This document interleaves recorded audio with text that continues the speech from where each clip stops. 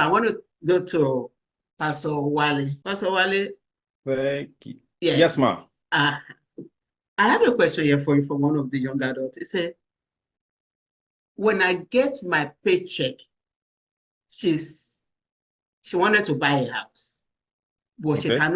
she cannot really save. Like you said, you have listed where they spend their money. And Mhm. I believe one of them she's online too. So he said, how do I save? What percentage do I save? What percentage do I spend on my own? So she want us to have to map out the percentage to save, the percentage to spend, and to invest so that you're able to buy house or do whatever you want to do. Yeah, Pastor Joy, that's phenomenal. yeah, And wonderful. everybody here can see here that we are leaning towards real estate. And I'll tell you why. From my experience, I think real estate is the best investment you can make, the best by far. And I see where Pastor Joy was talking about, what I call more advanced real estate. I didn't start getting into that until I think I had bought my fifth regular real estate house, multifamily. Then I started getting into all these sort of foreclosures, tax liens. Let me share something. For those who are not that advanced, I want to share something. I'll talk about how to save because I don't think I'm going to give the answer many of you expect. So let me say something. Um, I'll talk about the best. Let me talk about the best investments. As I said, I think real estate is number one. Number two is businesses that you run. And number three is businesses that you don't run, right? What do I mean by businesses that you don't run? Brad Patrick was talking about stocks. For those who don't know what stocks are ownership interest in companies, Nike, all these other companies. So stock slash ownership. You can also talk about bonds. Bonds are you give them money and they give you payments back until they make a balloon payment at the end of the bond. So you can call this an IOU.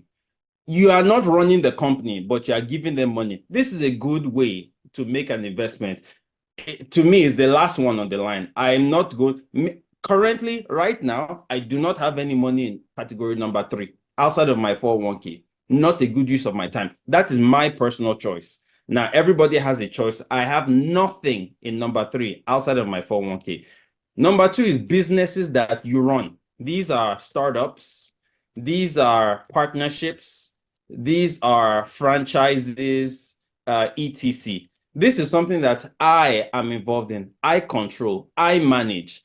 I like this one because I can put the special magic, which is Wale, that nobody has. And I have faith in myself. I'm involved in this one because I think this is something I'm passionate about. If you have a passion about something, and you have a hair braiding business, if you have a cooking business, if you have a imports business, car business, do this. You will see that it is more enjoyable for you to wake up in the morning to do this than to take the bus to your 9 to 5. Now, 9 to 5 is important, but if you're talking about investing, this is where you want to spend it. In my experience, in my humble opinion, the cream of the crop is real estate. Why is real estate the cream of the crop? Because you're making money in 3 different ways. And Pastor Joe, I'd love to hear your own experience. Number one way you're making money is cash flow. If you buy a house, let's see. Number one way you're making money is cash flow. If you buy a house, let's say you buy the house, then you sell the house. There's cash flow generation, or you buy the house and you rent it out. Every month, your tenant pays you $1,000, but the mortgage on the house is $800. You're making $200 every month. So that's cash flow generation. As you pay that mortgage every month, you're actually increasing your equity. There's equity increase every year. And I won't go into this. We can talk about it later on because of time. And then there's tax incentive. Because you own a home, you actually get a break on your tax. So I'm making money 3 different ways on one venture. That's why you see a lot of people rush towards real estate. I personally don't know any millionaire or billionaire who doesn't have real estate. Name me one. I can't find. Now, when you talk about how do I save money on my paycheck, I'm going to answer that perspective from the standpoint of how do I save more for real estate? So pardon me, Miles, sir, whoever asked that question, I'm going to rephrase that question to how can I save more? Now, Pastor John, I'm going to have a contemporary view on your ways of saving, because I found new ways beyond the ways that I was taught that work for me. Number one, I think it's called a W-9. Who is my CPA here? I think it was Bro Patrick. Are you a CPA? Are you a tax? Thank you, Pastor Joy. What is it? W-9 that you put your withholding 0, right? Yes. Thank you. No, Number it's not, one. It's not W-9. It's for businesses. Which that one is the you're one that going you to put get 0 1099 withholding? at the end of the year. Oh, which one is one where you put your withholding that you tell them how much tax you want them to take off of your paycheck? You can It either varies from put state to state, and then the federal has one. W4 is W4. Thank you. Thank you.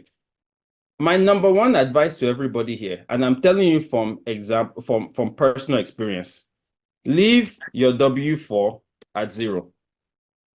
There's nothing you are gaining by putting 10, 12, so you save more of it. If you really want to save, I'm a father of 4 girls. Trust me, if I want to save, till today, I have a number of properties, I have businesses, I have 4 children. My W4 stays at 0. They tax me today like I'm a freshman that just came out of college. I come home with practically 50-something% of my paycheck. Now, here's what that means. I'm giving the government a 0% loan for maybe about 6.5 to 7 months, if you do the math. But what that means is every year, when I file my tax return, I get a huge amount of money back. Do you know what I do every year? I buy a house every single year on my tax return. I take my tax return, I put it as a down payment. That's how I buy houses. I've been doing it now since 2015, 9 years. I don't sweat. When I buy a house, I don't sweat for tax return. The lender will call me, hey, so where's your down payment money coming from? I'll just send in the last 3 years tax returns coming from tax return. No questions asked. No lender has ever asked. So number one, if you want, obviously it takes time to get the ball rolling. But number one, leave your W4 at 0. You start to build that habit of putting your money with the government and having a good CPA, or you can file your taxes yourself, get that big down tax return, and just as it's coming, just put it, and you know how to start the real estate sales cycle before that time. So as it's coming, you're just sending the wire, and that's how you buy your house. That's one. So in terms of saving, that's one idea. The second thing is, we need to start learning, and I'm telling you sort of my own, I'm fast forwarding all my years of experience. Number 2, you have to start learning how to pay $0 in federal taxes. Yes, $0 in federal taxes. Paying $0 in federal taxes is not just for the rich and wealthy. Everybody on this call can pay $0 in federal taxes. It is possible. You start to learn how exactly do they do it. There are basically 2 ways to do it. I won't get into it now, but when you start to make... Excuse me, Pastor Wally, can you type in the $0 to federal so that you can see? Oh, sorry. Yeah, right. Yeah. Now, here's what I mean by this. Most people that pay $0 in federal taxes, it's not actually that they pay $0 in federal taxes. It's that they get their federal taxes back. It is very hard to understand the algorithm of the IRS, even the most advanced CPA, even the most advanced software. That's why software like TurboTax, they always update it every single year. It's very, very hard to know all the changes in the tax code. So what they do is they understand the best they can, and they make adjustments, but they get all their federal taxes back. So what I mean is you start to understand the things that give you tax breaks and make those changes in your spending throughout the year, and you get all your federal taxes back. At least for the last 3 or 4 years, I've been paying $0 in federal taxes. I get back a check. So in fact, my federal taxes and my W for everything, it gets to a point now that that's my primary savings bank. The government is my primary savings account. Now, yes, I'm not getting the measly 0 point something that Bank of America, but those interest rates, in fact, it's so insulting. I'd rather keep my money with the federal government, right? So in addition to these changing habits, yes, then you can start taking 10% of it and putting it in a self-directed TD Ameritrade, or putting it in like I have a savings account in PNC that I don't have it doesn't have a debit card, doesn't have a debit card. The only way I can get into that money is to physically walk into a bank, and I intentionally pick a bank that doesn't have a branch anywhere near my house, and my employer directly deposits a certain amount of my paycheck to that branch. So for me to go there, I have to now drive there, go and stand in line, and millennials hate doing that. So a combination of these things to just make it very difficult for you to access that money. Because if you can access that money, when push comes to shove, you go and get that money. So I hope this helps you to start thinking about how, and I can go into any of these things later, but you really have to start thinking about changing your spending behavior and your access to this money that you want to save. Anybody can move money here and there, but can you really smack your hand so you don't go and touch that money? That is where you start building discipline. Amen.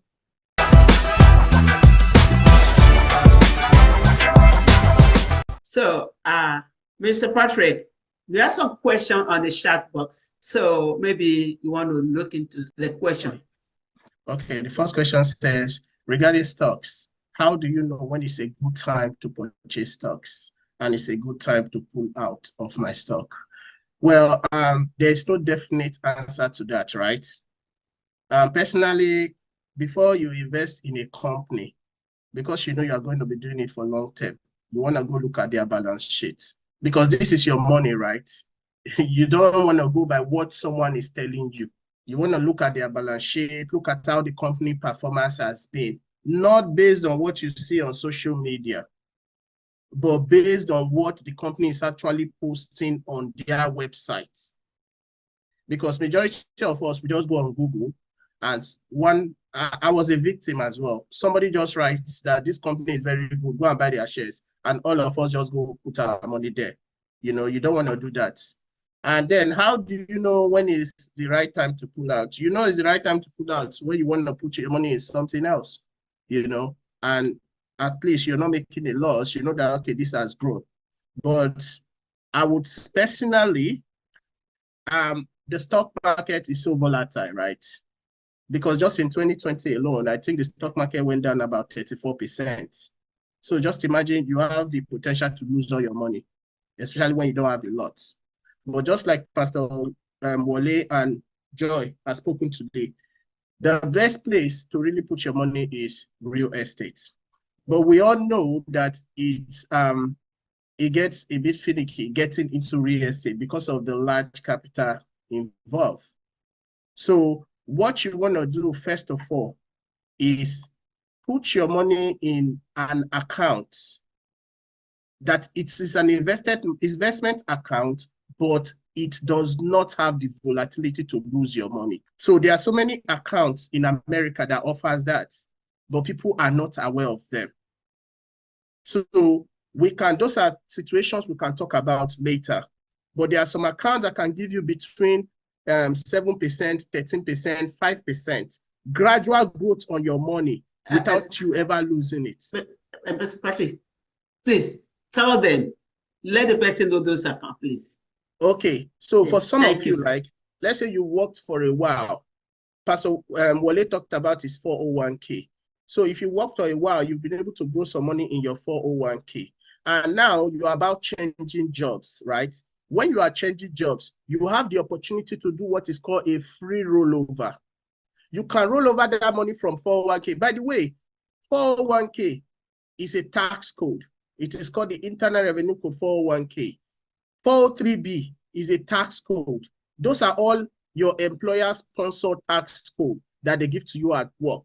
So if you are changing jobs, you have the opportunity to roll your money over from your 401k into an annuity.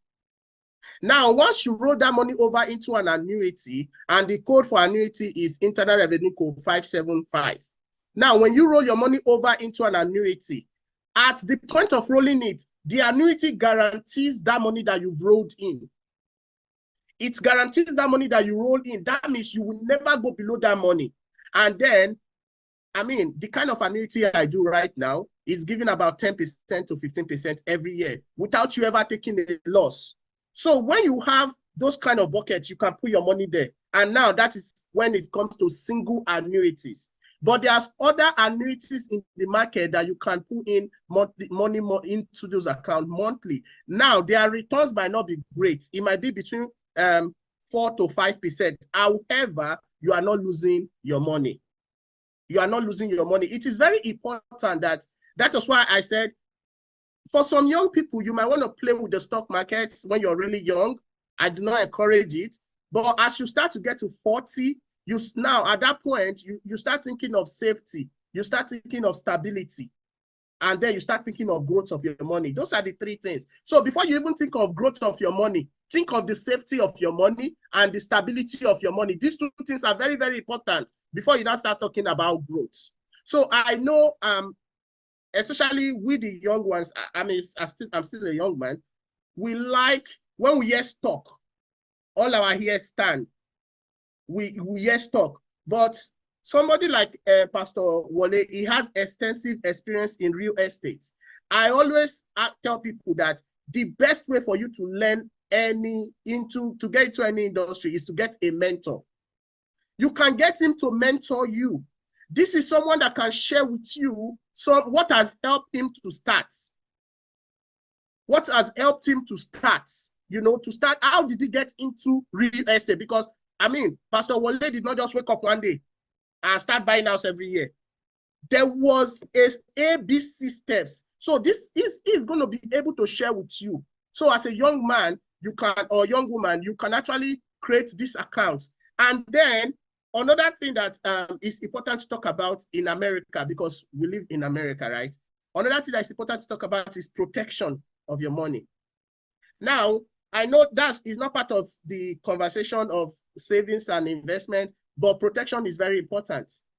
You have to, when you start playing the part of, okay, getting real estate and getting all these things, you must go and create yourself a trust. A trust is an entity. So a trust is just like you registering a company. So when you create a trust, when you start buying those houses, like Pastor Wole, I am sure somebody like Pastor Wole already has a trust. All those property that Pastor Wole is buying, all those property are in his trust. Because he is now the trust administrator. That is how you protect what you have when you have them in that trust. Because believe it or not, in America, there's what is called probate. Now, when you talk about probate, it is very scary. It is really, really scary. When you talk about probate, your savings, your 401k, all those things, they are going to pass through probate at the long run. So you have to look for tax codes. What are the tax codes that will not be going through probate? Then you use those tax codes to protect your money. What you just mentioned now, the probate, when does that one happen? After you have trust your properties into the trust and company, then what time does probate comes in? Because somebody asked the question. Now, probate comes in when somebody passes away. So now we don't know how long we have in life, right? We want to protect the little thing that we have been able to grow. So you want to make sure when you start getting into all these investments that you are aligning everything, all your ducks are in a row. Just imagine you have all your investments, right? In the tax code of all your investments is open to probate. That means when you pass away, it's going to first of all go through probate. And then I have a question here. Somebody says, is IUL good for safety nets and growth? Oh yes, IUL is good because IUL is called Index Universal Life Insurance. So depend on the kind of IUL you have and depend on the person that structured the account for you. And again, every companies are not the same when it comes to the IUL. But that is a good way, first of all, to protect your money and to grow your money and to transfer your money. So you can use the IUL to transfer your money to family and save your money and grow it. There's another question before that question. They say, how do I know when it's time to purchase a stock? And okay, you have answered that one. There's another one down. Regarding this, so where is the good place you have mentioned to start? Because you remember you mentioned something like the first bank in Nigeria that's giving you dividend every year. So in America here, which bank and where can they do something like that in America? So let's say in America, I'm not playing in the stock market in America. Just like Pastor Wale, I don't have my money there. I don't have my money there. And when I was in Nigeria, I had my money there because I was a very young man, right? I was a very young man, and that is what we do. When you are growing up, the first thing that comes to your head is stock. That is the first thing. But as you begin to grow, you start to understand that stock would not cut it for you. Then you now diversify yourself. So, but there are some companies that are really reputable in America. You have companies like Google, you have Microsoft. These are very reputable companies. These are companies that are paying dividend every year. However, their stocks are expensive. And I'm sorry, what about their market where they shop all the time? What do you call it? Amazon. Yeah, Amazon have their stock is also because some of them supposed to have be a shareholder in that Amazon. Yeah, Amazon is very, very good. It's a very reputable company. But now I ask a question. The question now comes: if one share of Amazon is $4,000, how many can you buy? If you're buying 3 shares of Amazon, you're talking of $12,000. That $12,000, you can use it to do something more significant. If you have a good mentor. So, I'm sorry, sir. And just one point there. And if Amazon moves down, you are losing a lot of money up and down. Some people may not be able to stomach Some people cannot stomach that. The volatility. So I made a deck, which I was going to share, but let's leave the deck. Okay. You know, the volatility of that market, the up and down of that market, not many people can stomach it. But how about you have a good mentor that helps you get your 12,000 into one property and you start to build equity on it? How about that? So those are the kind of things that the young generation should look at. Go ahead, Doctor. So in 1 minute, I just want us to pay attention to a few things. There are 3 different categories on the surface of it of people.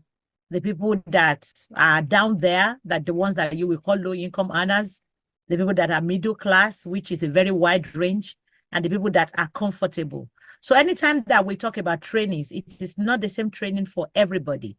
But the middle class who think that they are comfortable, but they are indeed not comfortable, are the people, majority of them are getting old right now. And one of the questions that Pastor Lamidi asks is, where do they go from here? I'm 56, I'm 57, I'm 60, I'm 62, I'm 65. Where do I go from here? One thing that Pastor Wale mentioned that cut across for everybody, you called it house hacking, right? Yes, ma'am. So instead of moving out of your single family home, which I see majority of us do, and say because the children are out of the house, you are downsizing. You're passing few messages across. You're telling those children not to come back to the house, even with their children, because there's no space for them. So instead of doing that, why don't you clean up that basement that you have, you know? Some of us thought that we're going to have more children, so we kept the clothes that the children wore, and then we have a lot of junks in the house. Clean them up. I remember when we first started, I said, buy a single family home instead of a townhouse. Because most of the times, your single family home, we have a way out at the backyard. Clean them up. Airbnb is doing a very good business. In some counties, you need to live in that house for you to do Airbnb. Get rental property license. Don't just bring anybody, so that when you need to evict them, you are able to go to the court and you can get judgment against them. Clean those places up. Create a door between, you know, your upstairs and the basement. Put a kitchen there. How much does it cost? Maybe 5,000 or so thousand. Use your tax money to make your basement 1 bedroom, 2 bedroom, you know, 2 bathrooms, 2 bedrooms. Put a bath, put a kitchen, rent them out. Don't keep junks in them. Your house is not supposed to be a storage. So people still pay for storage as it is. It is expensive. If you don't need those things, do yard sale. Let them go. Now, for our young adults, instead of paying 2,500 in Bethesda, 3,500, I just talk to few. I talk to all of them every day. Unfortunately, they all have the same mindset. Listen to your parents. They are not, this is one thing that I say to young people. If anybody is counseling you, when there is a negative impact in your life, will that person be there to share part of your woes? If they're going to be there, listen to them 100%. If they're not going to be there, listen to them with a caution. Oh, I learned everything that I learned from online. They are not, they show you what you want to see. But your parents, they know that when you are down, they have to be there to pick you up.